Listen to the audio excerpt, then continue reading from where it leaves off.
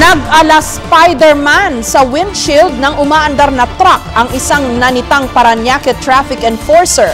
Nagmatigas daw kasi ang driver ng truck at nagtangkapang tumakas. May report si Steve Dailisan. Sa kuha ng CCTV ng MMDA, makikitang iniwan ng Parañaque traffic enforcer ang hinuhuling driver tsaka napatakbo. Yung pala, kailangan niyang saklolohan ng kapwa traffic enforcer na mala Spider-Man ang kapit sa windshield ng humaharurot na 16-wheeler. Sa slow-mo ng video, makikita ang tanging wiper lang ang kinakapitan ng enforcer na nakilalang si Rashid Dirimbangun. May 100 metro rin ang itinakbo bago napahinto ang truck ng harangan ng iba pang enforcer. Sabi ko, into mo, mamamatay ako, into mo. Ang driver ng truck na si Ernesto Taberos, hinuli raw dahil sa paglabag sa truck lane na mahigpit na ipinatutupad sa Baclaran dahil traffic. Ayaw raw nitong ibigay ang lisensya kaya nang akmang tatakas, humarang si Dirimbangun. Nang dalhin sa stasyon ng pulis sa Parañaque, isang pulis Maynila ang dumating at nagtangkang arborin daw ang truck at driver nito.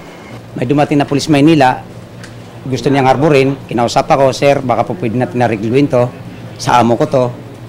Nakausap ko kasi yung tao kasi tumawag yung police, pinakiusap pa. Sabi ko, sir, hindi ko mapagbibigyan to kasi papatayin ako nito Dito sa Parañaque Traffic Accident Investigation Unit, tinurnover ang truck driver. Pero hindi naman siya nasampahan ng reklamo. Wala raw kasing maipakitang medical certificate ang enforcer dahil wala naman siyang tinamong sugat. Mabuti na lamang nahuli ka ang pangyayari. Anong meron? Bakit pinakawalan? Kasi dito hindi kami nagpapakawala. Kung talagang tama ang huli, ay, hindi pwede yung arburan. Kung may dapat managot, matanggal, tatanggalin natin. Sa piskalya na idinulog ng Parañaque TPMO ang paghahain ng reklamong direct assault to person in authority at attempted homicide laban sa truck driver. Patuloy na sinisikap kunin ng GMA News ang panig ng truck driver. Steve Dailisan, GMA News.